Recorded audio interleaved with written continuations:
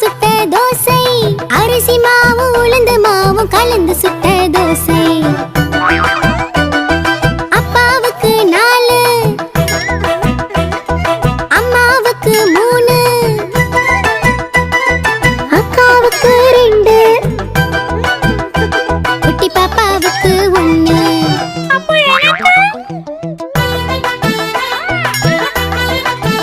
தின்ன தின்ன ஆசை, திருப்பி கேட்டால் பூசை.